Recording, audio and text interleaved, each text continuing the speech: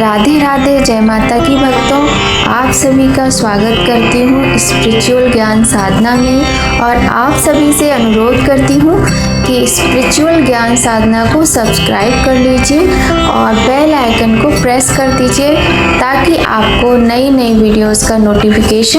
जय श्री हरि, जय माता की। राधे राधे भक्तों, कैसे हैं आप सभी लोग।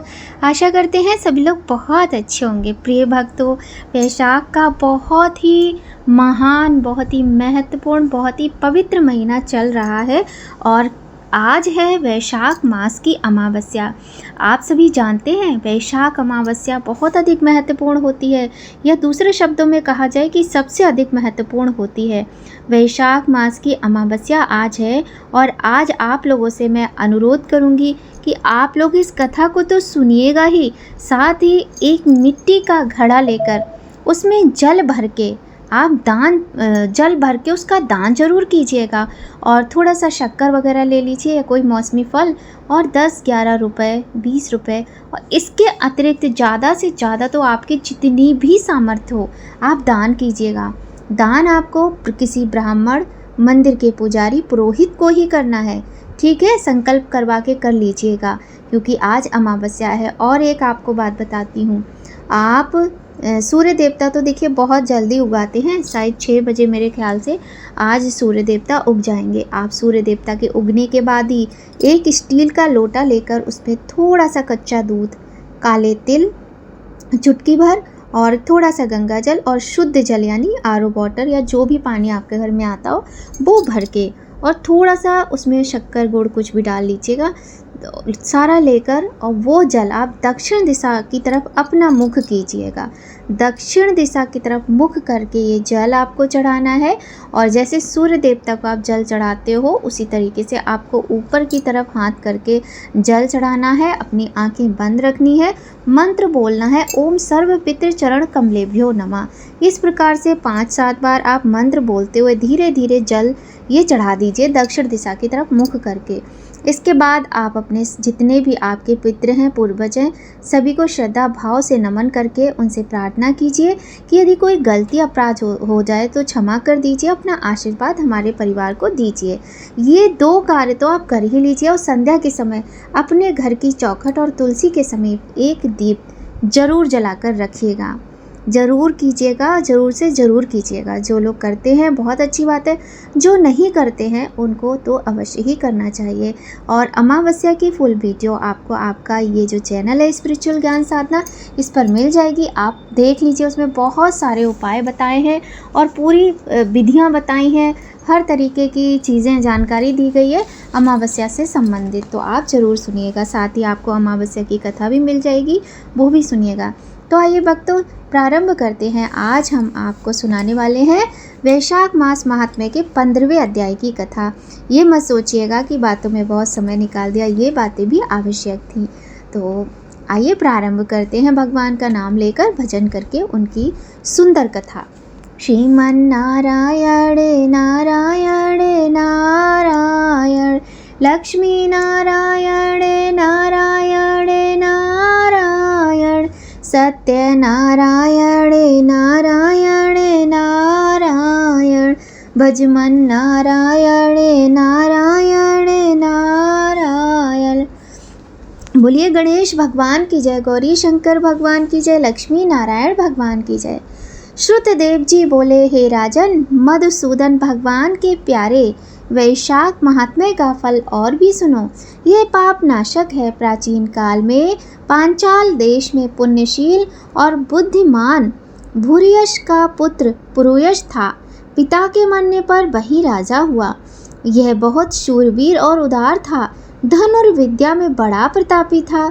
धर्म पूर्वक पृथ्वी का शासन करता था, परंतु पूर्व जन्म में इसने जलदान नहीं किया था। इस पाप के मारे कुछ काल में इसकी सब संपत्ति नष्ट हो गई और ये महारोग से पीड़ित होकर घोड़े, हाथी भी इसके सारे मर गए।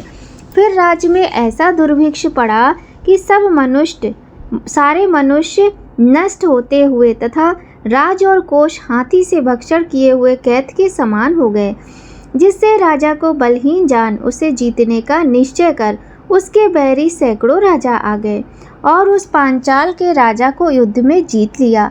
राजा परास्त होकर पहाड़ की कंदरा में घुस गया। शिखनी रानी और धाज्यादिगढ़ साथ थे। वहाँ का मार्ग और कोई नहीं जानता था। राजा ने बड़े कष्ट से व्याकुल हो 53 वर्ष वहीं व्यतीत किए। तब राजा के मन में चिंता उत्पन्न हुई कि मेरी ऐसी दशा किस कर्म से हुई है।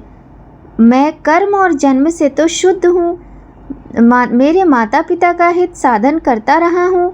मैं सदा गुरु के प्रति भक्ति, ब्राह्मणों की सेवा तथा धर्म में तत्पर रहा हूँ। संपूर्ण प्राणियों पर दयावान, देवभक्त और जितेंद्रिय हूँ। मेरा भाई, पुत्र, सुहृदय, हितकारी कोई नहीं है। मैंने उत्तम कुल में जन्म लिया। मेरे दया पौरुष भी ना जाने कहाँ गए। ये घोर दुखदायक दरिद्र किस कर्म द्वारा उपस्थित हुआ? किस कर्म से मेरी पराजय हुई और किस कर्म से मैं वनवास दुख भोग रहा हूँ? ऐसी चिंता करता हुआ खिन्न बुद्धि राजा अपने गुरु का स्मरण करने लगा।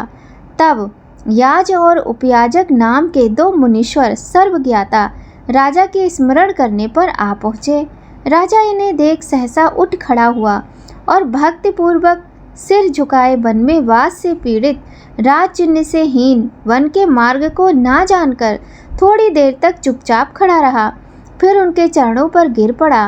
तब दोनों में मुनियों ने अपने हाथों से राजा को उठाया और आंसू पोंछे। तब वन से बाद में उनका विधिवत पूजन किया। इस प्रकार से जब दोनों ऋषि सुखपूर्वक बैठ गए, तब सिर नवाए राजा ने प्रश्न किया, हे मुनिवरों, मेरे दुख का कारण कहिए। मैं कर्म और जन्म से तो शुद्ध हूँ। पितृश्वर और देवता सबका हित करता रहा हूँ। पाप से डरता रहा हूँ। प्राणियों पर दयावान और गुरु के प्रति भक्ति रखने वाले मुझको दरिद्र का क्या कारण है? मेरा कोष क्यों नष्ट हो गया? शत्रुओं ने मुझे कैसे जीत लिया? मैं वन में वास करता हूँ। मैं अकेला क्यों रह गया हूँ? मेरे पुत्र, भाई, बंधु, हित, सुहृदय कोई नहीं रहा। मैंने निष्पाप हो राज्य का पालन किया, फिर भी अकाल कैसे पड़ा? हे मुनि पुंगव, ये सब कथा विस्तार पूर्वक मुझसे कहिए। राजा के अत्यंत दुख भरे हुए ऐसे वचन सुन थोड़ी देर ध्यान कर वे दोनों मुनि कहने लगे। याज और उपयाज बोले, हे राजन सुन, हम तेरे दुख का कारण बताते हैं। तू पहले 10 जन्मों में अत्यंत घोर पापी व्याघ्र रहा है। तब तो बहुत निष्ठुर, संपूर्ण जीव मात्र की हिंसा में तत्पर रहता था। धर्म, इंद्रिय दमन और शांति तुझमें लेश मात्र भी ना थी। तेरी जीवा से कभी विष्णु भगवान का नाम उच्चारण भी नहीं होता था। तूने कभी मन में गोविंद चरणारविंद का ध्यान नहीं किया, ना कभी परमात्मा को नमस्कार किया। हे राजन, ऐसे ही पाप करते करते तेरे 9 जन्म बीत गए। फिर 10वें जन्म में तू सयादि पर व्याघ्र का जन्म धारण कर और निष्ठुर हुआ। सब प्राणियों के वध करने में यमराज के समान था। दयाहीन, शस्त्र द्वारा जीविका करने वाला, सदा हिंसा में लीन, निर्जन मार्ग के पथिकों को कष्टदायक, शठ गौड़ देश के प्रजाजनों का मांस भक्षण करता, अपने दिल की बातें ना जानते हुए समय बिताया करता था। मृग और पक्षियों के छोटे छोटे बच्चों का वध करने के कारण तेरे इस जन्म में संतान नहीं हुई। तूने विश्वासघात किए, जिससे इस जन्म में तुझे सहोदर भाई नहीं मिले। तूने मार्ग में यात्रियों को बड़े कष्ट दिए, इस कारण से तेरा कोई मित्र नहीं है। साधुओं का तिरस्कार करने से तुझे शत्रुओं ने पराजित किया। तूने कभी दान नहीं किया, इस दोष से तेरे घर में दरिद्रता आई है। सदा उद्योग कराने से तुझे देश निकाला हुआ। सबका अहित करने से तुझे अत्यंत दुख सहसा भोगना पड़ा। पूर्व जन्मों में सदा क्रूर कर्म करने से अब तुझे भोजन भी नहीं मिलता है। इन सभी कर्मों द्वारा इस जन्म में तेरा राज्य छिन गया है। अब हम तेरे सतकुल में जन्म लेने का कारण बताते हैं। जब 10वें जन्म में तू गौड़ देश में था, तब तू अपने घोर दुष्कर्म में प्रवृत्त था और कंटकमय वन में बड़ी निर्दयता से सब पथिकों को बड़ा कष्ट दिया करता था। उसी समय धूप से व्याकुल बेड़ धनवान 2 वैश्य और वेद वेदांग के ज्ञाता कर्षण नाम मुनि वहां आए। सिर पर जटा, देह पर छाल के वस्त्र, हाथ में कमंडलू लिए हुए इन्हें आते तूने देखा तो हाथ में धनुष ले मार्ग रोक कर खड़ा हो गया। बाण मारकर तूने दोनों वैश्यों के शरीर छिन्न भिन्न कर दिए और एक वैश्य को मारकर सारा धन छीन लिया। जब तूने दूसरे को मारने के लिए तैयारी की तो वह डर के मारे भाग गया और अपने प्राणों की रक्षा के निमित्त सब धन को कहीं लता पत्तों में फेंक गया। तब कर्षण मुनि भी व्याघ के हाथों से मृत्यु की शंका पर धूप में भागे तो तृषा और धूप से व्याकुल हो मूर्छित हो गिर पड़े।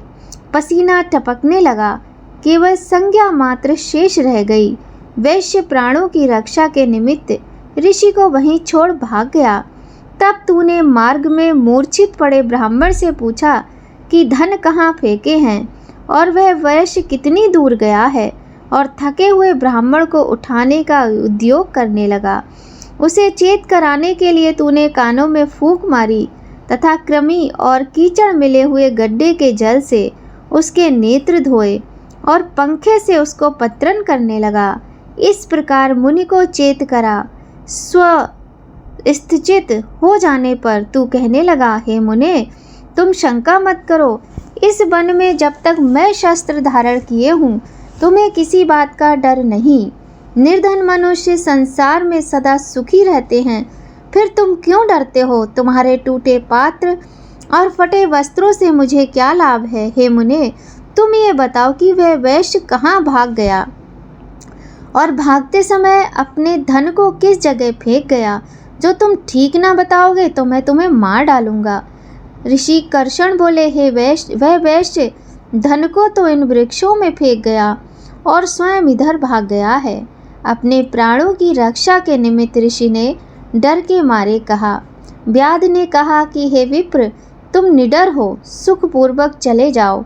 यहाँ से थोड़ी दूर पर तालाब में निर्मल जल है, वहाँ जल पीकर परिश्रम दूर कर अपने गांव चले जाओ। अभी राजा के कर्मचारी बड़िक का रुदन सुनकर मेरे पाँव का खोज लगाते आवेंगे। ब्राह्मण, इस कारण मैं तुम्हारे साथ चलने में असमर्थ हूँ। इस पंखा से हवा करने पर कुछ गर्मी कम हो जाएगी। तो उस ब्राह्मण को पत्ते देकर गहन वन में चला गया। उसी पुण्य के प्रभाव से वैशाख की प्रचंड धूप में यद्यपि तूने अपनी कार्य सिद्धि के लिए मुनि की रक्षा की थी, उसी के प्रभाव से तेरा जन्म महापुण्यवान विशाल राजवंश में हुआ। अब यदि तेरी इच्छा सुख, राज्य, धन, लक्ष्मी, स्वर्ग, सायुज्य, मुक्ति आदि प्राप्त करने की है तो तू वैशाखोक्त धर्म को कर, संपूर्ण सुख प्राप्त हो जाएंगे। इस मास का नाम माधव मास है और तृतीय का नाम अक्षय तृतीया है। इसके दिन तत्काल ब्याई गौ ब्राह्मण को दान कर, इससे तेरे कोषादि की पूर्ति होगी। शमी का दान कर, इससे सुख प्राप्त होगा। छत्री दान कर, इससे साम्राज्य की प्राप्ति होगी। विधि पूर्वक स्नान करके माधव भगवान का पूजन कर और दिव्य प्रतिमा का दान कर, इससे तेरी विजय होगी। हे राजन, यदि तुझे अपने समान पुत्रों की इच्छा है तो संपूर्ण प्राणियों के हित साधन के निमित्त प्याऊ लगा। और हे राजन, वैशाखोक्त इन संपूर्ण धर्मों को कर, इससे सब लोग तेरे वश में हो जाएंगे।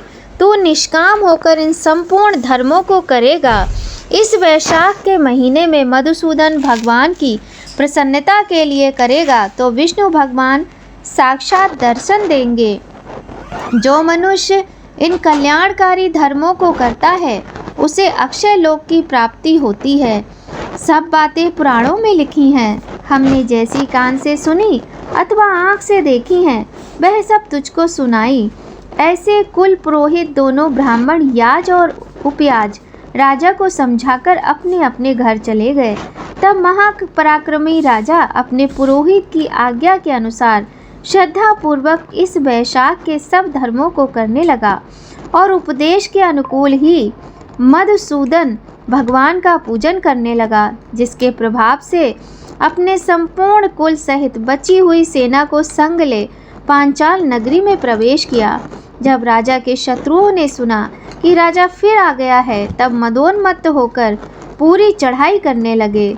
इस प्रकार पांचाल देश के राजा और इन शत्रुओं में सदैव संग्राम होता रहा, परंतु एक ही महारथी ने सबको जीत लिया।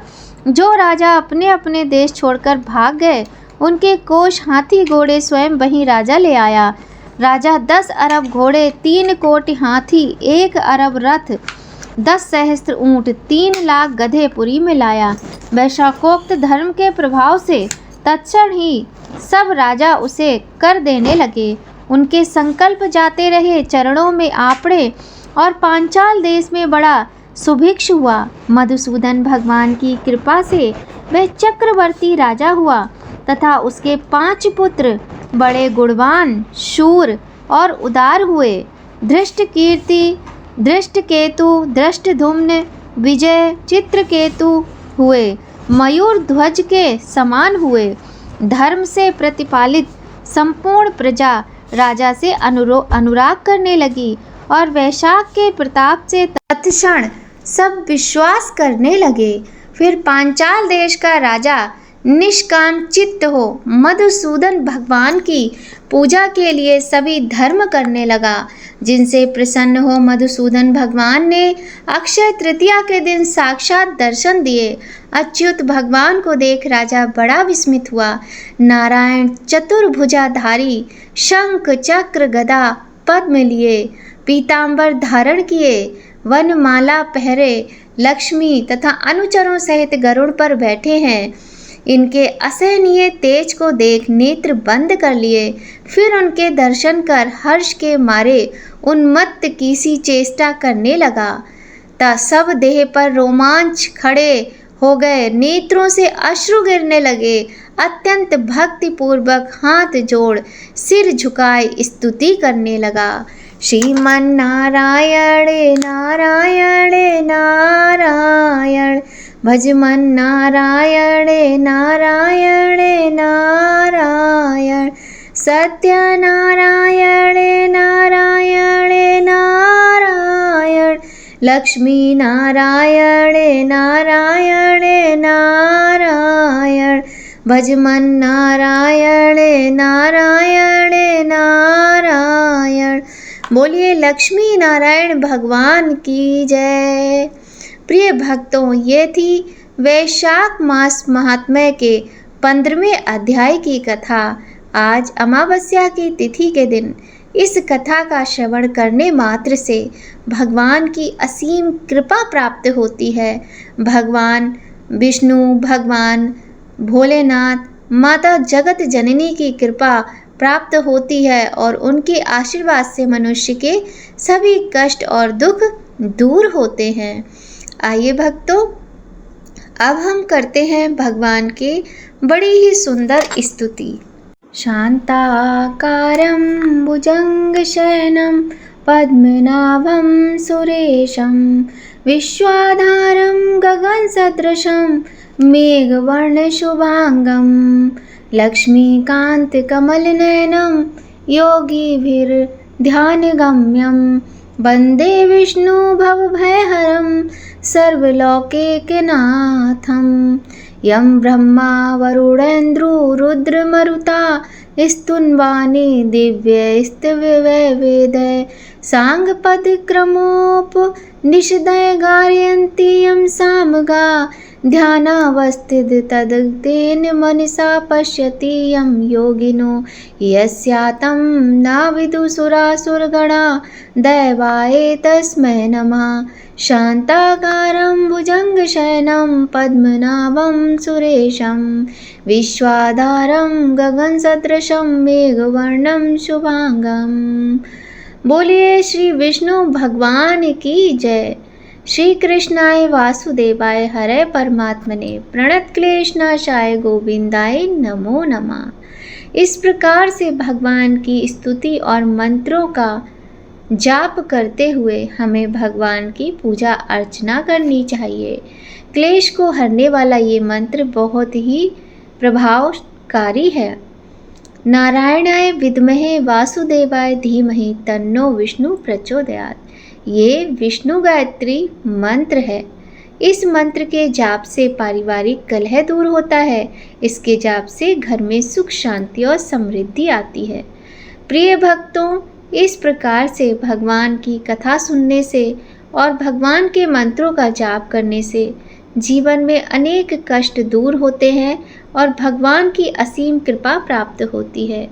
तो भक्तों, आज की सुंदर वीडियो का यहीं पर समापन करते हैं और मिलते हैं आपसे बहुत जल्द नई कहानी, नई जानकारी के साथ नए वीडियो में। जय माता की भक्तों, राधे राधे।